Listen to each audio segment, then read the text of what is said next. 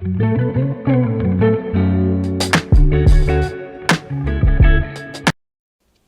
here with Chris Butcher. He's the engineering director at Bungie, and I'm here to interview him about his job. I'm one of the engineering directors of Bungie. We have quite a few. Okay. So what's your background and what do you major in?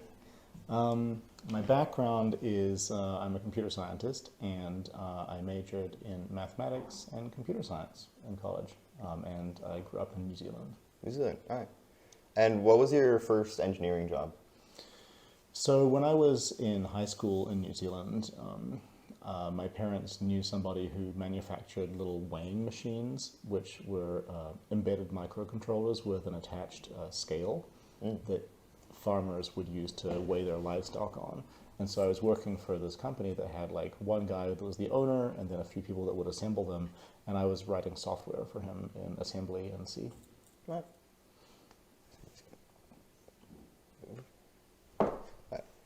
And what does a typical day on your current job look like? Mm-hmm. Well, so currently I work at Bungie, which is a company that makes video games here in the US. I've been there for 24 years, so that's the job that I moved to the US for.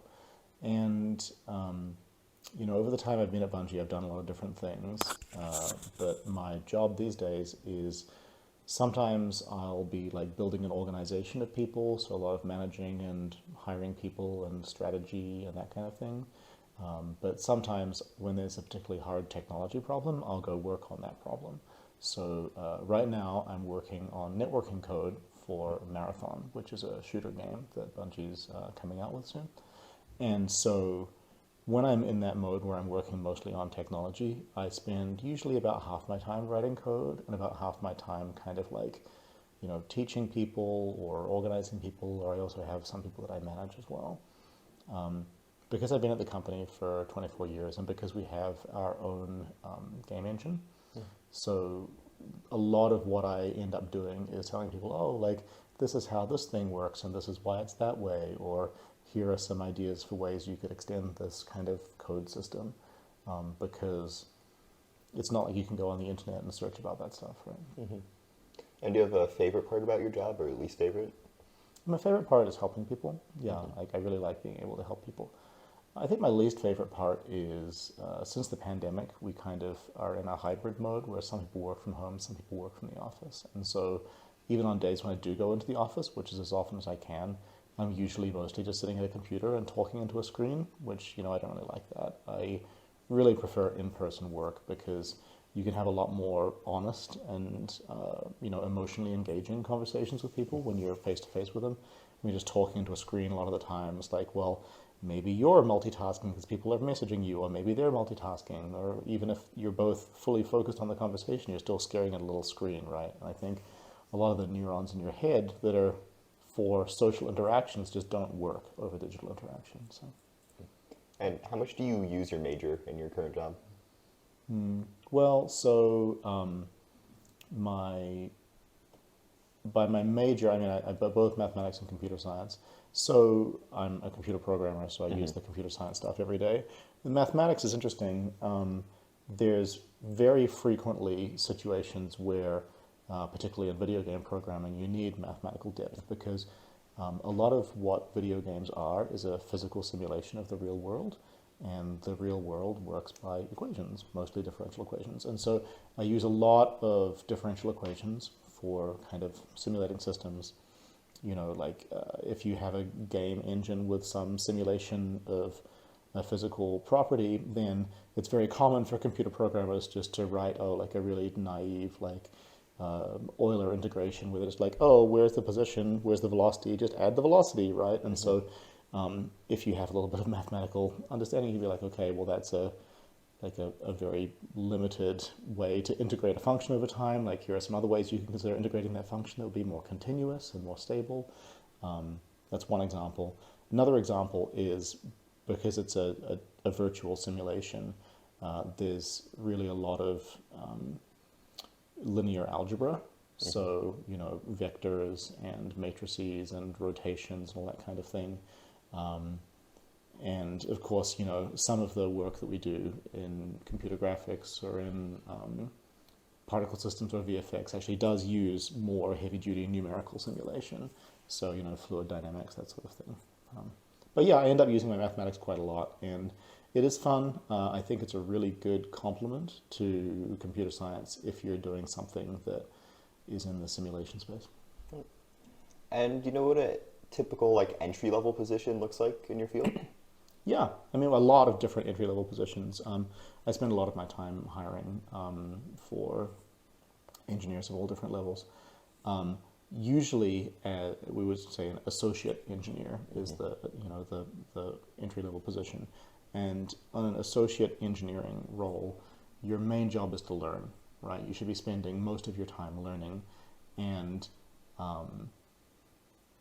you'll be learning not only about the way that the individual systems work at our company, but also learning how to be self-sufficient, how to ask questions, how to operate in a multidisciplinary environment where not everybody has the same background as you, how to manage your own work, how to work within a project management structure so you're communicating about what you're doing, what you need, what you can provide for other people. All of those things are skills that are really important, but which are hard to pick up in an academic environment unless you're doing kind of group project work. Okay. And are there any interesting things being done in your field? No? Anything interesting? I think everything I do is interesting.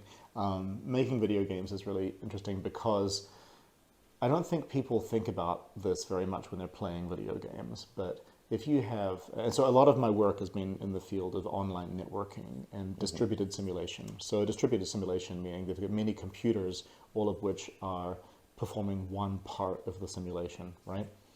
And so when people are playing online, they don't really think about the fact that, oh, we're all just in this world together, right? But when you think about being in a world together, what it means is I'm seeing some image on my screen that was rendered by my computer from data that's on my computer. And then you're somewhere else on the other side of the world, you're seeing pixels that are rendered by your computer. And there isn't always a single source of truth, right? Particularly when you think about the time it takes for network packets to get from one machine to another, and the fact that it's not always consistent, like the time can go up and down, meaning that it's not a continuous flow of packets, and some packets might get lost along the way. So the software behind the scenes is really kind of like filling in the blanks, And also the other thing to consider is that you can't send all the information you might want to every frame, right? So the software has to pick and choose, well, this is the most important thing for you to know right now, because either this object is changing state rapidly, or this object is close to you and you're engaged with it, so you should get more high frequency updates about what it's doing. And then on the receiving side, you're receiving information from all different pieces of the game world at different update rates, and then that has to be somehow stitched together into one seamless experience where the player ideally should feel immersed in the simulation. There should be nothing that brings them out of it. And so we talk about edges of the simulation, right, where something is no longer appears seamless. You want to try and find those and smooth them over and smooth them out. So what that means is that there's a lot of prediction that goes on, and this is an area where I've been using my mathematics a lot lately, is because in the game that I'm working on, it's a client-server model, and so the server is authoritative about all the objects in the world, and the client is, where the local player is playing. And so in order to be really robust against cheating, we have to make sure that the server, their word is law, and then we want to make it feel as though you have as much control over your character's movement as possible. So you can be running, jumping, sprinting, like using abilities to move around, and maybe you're doing that in your view of the physical world, but then the server's view of the physical world could be different to yours, particularly if there's other players you're interacting with, or there's other characters in the game environment. So you didn't have all the information.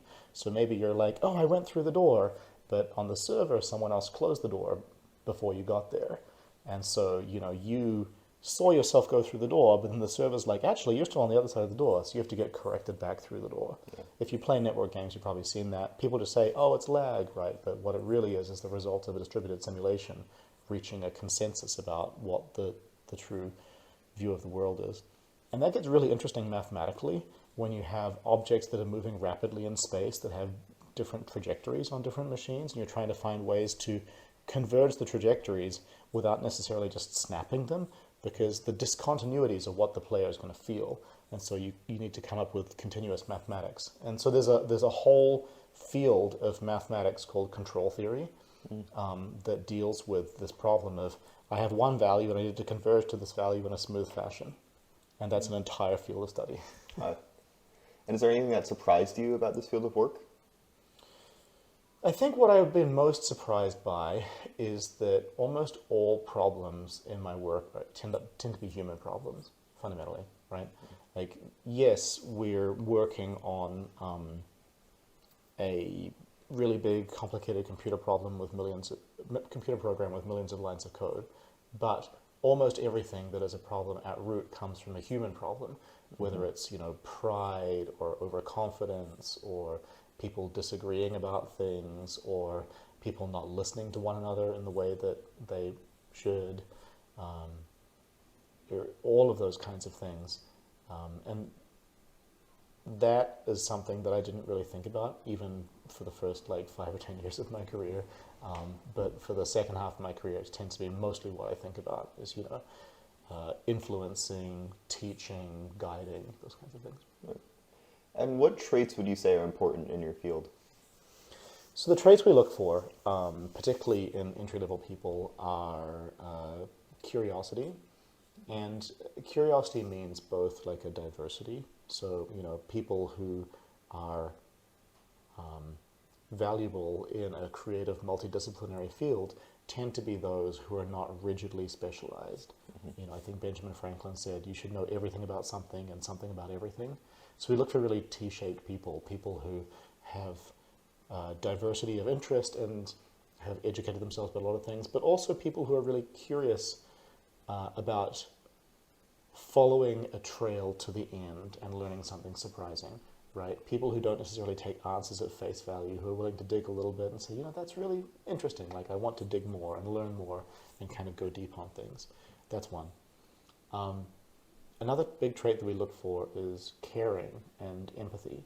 And, you might be surprised about that because, hey, we're looking for computer programmers, can't we just replace them all with ChatGPT? Well, no, it's not just about writing the computer code.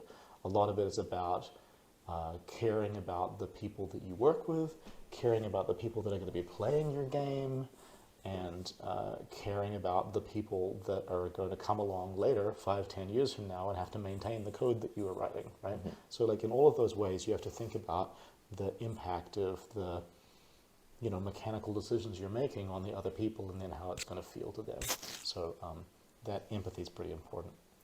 And then I think the last thing that I look for is people that really want to learn, that want to dedicate their time and focus to getting really good at something. And what that typically means is people who are able to see things through to completion. Because if you think about any project, there's 2 kinds of learning that you get in a project.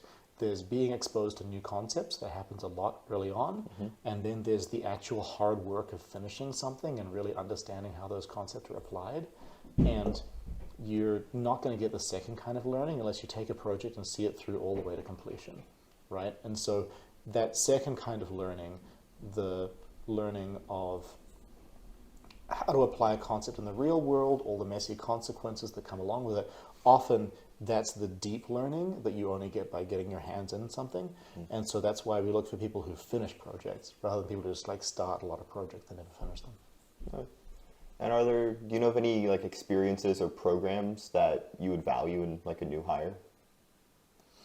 Yeah, I mean, in video game development, the biggest lesson that you have to learn is, okay, so it's software, right? So software can do anything. And so you're basically creating worlds on this infinite blank virtual canvas.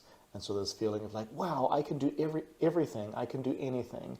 And ultimately what you are limited by is going to be time and money and the people that you have to work with, right? And so that process of taking your ideas and then intersecting them with reality is always painful and messy. You know, like games are never finished, they're only shipped, right? And then, so we really look for people who have gone through that cycle, ideally, you know, in a group project of some kind, whether it's at school or whether it's by finding people on the internet or making mods for existing games, whatever it is, that process of working with a group of people and then getting something all the way done and released, that's the biggest indicator of someone who's really going to last in the field of computer games. All right. And do you have any parting advice for someone pursuing a STEM career? I think my biggest piece of advice, and I usually tell this to anybody who's going away to university, is it's not all about the classes, right? Like most of the learning that you're doing at university will only become clear in hindsight, and it's mostly about, you know, working with people and being immersed in a community of people who are passionate about something, who are there to like deeply learn about that thing.